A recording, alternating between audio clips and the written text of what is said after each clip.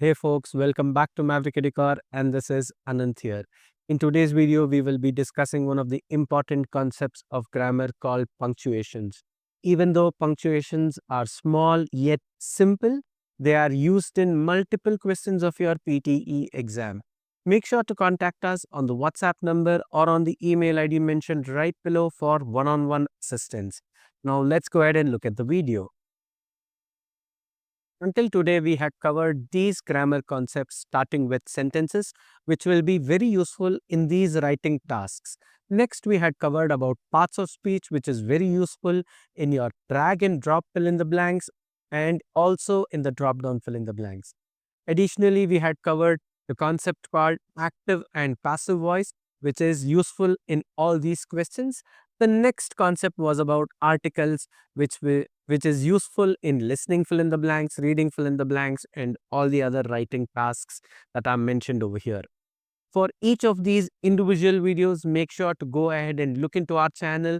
In the grammar playlist, you will find all of these individual videos. In today's video, we will be discussing about punctuations in similar fashion. Let's learn the concept of punctuations by learning the definition. It says punctuation is the use of symbols such as full stops or periods, commas, question marks, brackets, apostrophes, so on and so forth to divide the sentences and clauses. Now let's look at the list of generic punctuations that are used in a sentence. So these are the types of punctuations that are generally used in a sentence. Full stop is the most basic one, which is used to end a sentence. Then comes comma, which is used to separate the parts of a sentence or to separate the list of items. Then comes question mark, which is used in the end of a sentence when you ask a question. Then comes hyphen, which is used to join words together to indicate that they have a combined meaning. Then is apostrophe, which is used to show contraction or possession of the subject in a sentence. Then you have exclamatory mark or exclamation, which is used to emphasize strong feelings. Generally, these are used with adjectives. Then is the colon, which is used to introduce a list of items. Then is semicolon, which is used to indicate a pause or typically used between two main clauses. Then is quotes. Quotes are generally used to repeat the words that is said by somebody else or when it is written by somebody else. When you're talking about it or when you're writing about it, when somebody has written about it and you just quote it again. So that is where you use quotes. So these are all the generic type of punctuations that are used in a sentence. Moving ahead, let's look at the importance of punctuations and how it should be used. If you don't use correct punctuations at the correct place, I'm sure it will change the entire meaning of the sentence. Starting with this sentence, let's eat grandma. If you write like this, it will indicate as though you are eating grandma for a meal. Instead, if you use punctuations, it has to be something like this. Let's eat grandma. See, you are excited about having a meal with grandma. That is why you have to write let's eat, comma, grandma, a exclamatory mark. The next sentence over here is I love cooking my family and pets. If you don't use proper punctuations, it will seem as though like you are cooking your family and your pets. That is what you love, which will indicate a completely incorrect meaning. If you use punctuations, I love cooking, my family and my pets. If you use a comma after each of the item, it will indicate that as though you love cooking, your family and your pets. You are listing down three items. The next thing is the panda eats, shoots and leaves. It will indicate as though the panda is eating, shooting and then leaving from that place. Instead, you should write the sentence something like this. The panda eats, shoots and leaves. Shoots are nothing but the small stem in a plant and the leaves, you obviously know what it is. So, the panda eats, shoots and leaves. Next is, that is Tom's car. So, here the car belongs to Tom. It is indicating the possession of Tom. So, you have to use the apostrophe for writing the word Tom's car. Apostrophe is up before Tom. Okay. Next is it's a beautiful day. While listening to the its it apostrophe s, it will sound similar because it is a homonym. But whereas when you're writing, especially in this sentence, you have to use a apostrophe over here for its. It is a beautiful day.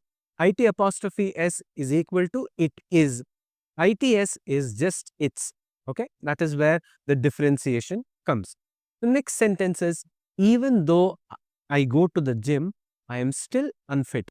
Here, there is a subordinating conjunction because there is a dependent clause and an independent clause. The independent clause is, I am still unfit. The dependent clause is, even though I go to the gym. And if you stop there, it will not make any meaning. Hence, you have to continue and you have to put a independent clause, I am still unfit. But if you don't put any punctuations, the sentence will be grammatically incorrect. That is why you have to use a comma after the dependent clause, and then you can use a full stop or an exclamatory mark depending on how excited or sad you are, depending on your feeling. So this is how you have to use punctuations correctly, else you will convey a very different meaning in a sentence. Now let's look at the usage of the punctuations that we had just described. Starting with a full stop or a period, which has to come always at the end of the sentence, and we have highlighted each of the punctuations in the red color for your ease. Next is comma. We visited Delhi, Mumbai and Kolkata. Here we are listing down the places where we had visited, and that is where you would be using punctuation called comma over here. Next is a question mark which will come in the end of the sentence when you are asking a question. Next is hyphen. She bought a well-written book. If you want to join two words for a combined meaning, you can use a hyphen, something like this. Next is apostrophe. Here I had said you apostrophe can be used as a possession or as a contraction. Let's look at the possession first. This is Ria's laptop. Here we can use for Ria's laptop. That is why you can use a apostrophe as a possession over here. Next is contraction. Instead of writing do not be late, you can write don't be late. When you are writing this don't, you have to use a apostrophe over here. Remember this. Next is exclamation. What a beautiful performance. Here the adjective is beautiful. That is why you can use a exclamatory mark or you can use a full stop. But if you want to emphasize more on the adjective, you can definitely use a exclamatory mark. Next is a colon. She needs three things: confidence, clarity and practice. To indicate the list of items, you can use a colon. The next is semicolon. If you see the semicolon, it is half full stop, half comma. So make sure to use it at the right place. It can be tricky while using it in summarized written text, essay, or even summarized spoken text. If you don't know how to use it, avoid using it.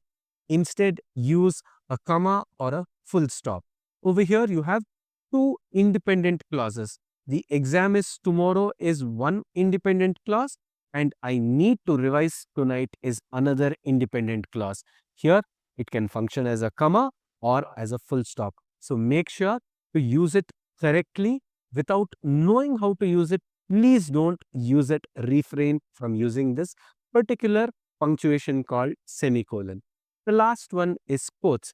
As I had mentioned earlier, if you want to say about somebody who said something, okay, there you can use quotes. Here, if you see, she said, he said, or Albert Einstein said, practice every day for better results. So when you are using their quote or their word, you can use quotes for those words. And this is how you can use these general punctuations in your exam. Now let's look at the usage of correct punctuations with conjunctions while you are constructing a sentence in your writing tasks, namely summarize written text, essay writing, and summarize spoken text. Let's see the first scenario where you have independent clauses. He came to pick her up is one independent clause. she wasn't ready yet is another independent clause. While you are joining these two independent clauses, you will have to use the correct punctuation and the correct coordinating conjunction as well. Here we have used a comma. A comma has to come soon after the first independent clause and the correct coordinating conjunction where you are using a but in the sentence. He came to pick her up, comma, but she wasn't ready yet. So this is how you will have to construct a sentence using two independent clauses. This is your first scenario. In the next scenario, we have a dependent clause followed by a independent clause. Please pay attention over here because you will have to use a correct punctuation. Here, a dependent clause is there. While I check my messages, while is your subordinating conjunction. Then she proofread our project. Between the dependent and the independent clause, first is the dependent clause, next is the independent clause. You have to use a comma soon after the dependent clause. Then only your sentence will be grammatically correct in this case.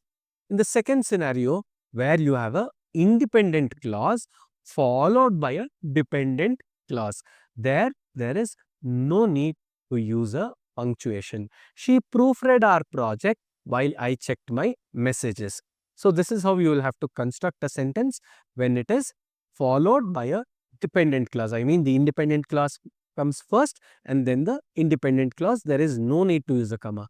Whereas you need to use a punctuation when there is a dependent clause followed by a independent clause. So these two scenarios is how you will construct a sentence with correct punctuations. The last scenario is where you have a subordinating conjunction which will indicate like you are concluding a sentence or you are giving additional information. Something like therefore, hence, additionally, furthermore, so on and so forth. In these type of words, you have to use a punctuation soon after that word. Therefore, the company president resigned. Hence, the company president resigned. Additionally, I am giving so on and so forth information. So that is where you will be using a comma soon after the subordinating conjunctions. So these are all the scenarios where you will have to use a correct punctuation in a sentence. It's time to look at the exercise. Here you have list of sentences without any punctuations. Make sure to pause this video and come up with a correct response. Please make sure to drop your responses in the comment section of this video and I will duly respond. Alright folks, we have come to the end of this video. In case of any queries or if you need one-on-one assistance, make sure to contact us on the WhatsApp number or on the email ID mentioned right below. Subscribe to Maverick Educar to show your support and we will be coming up with more such engaging videos. On this note, this is Anant signing off for today. Thank you so much and do well folks.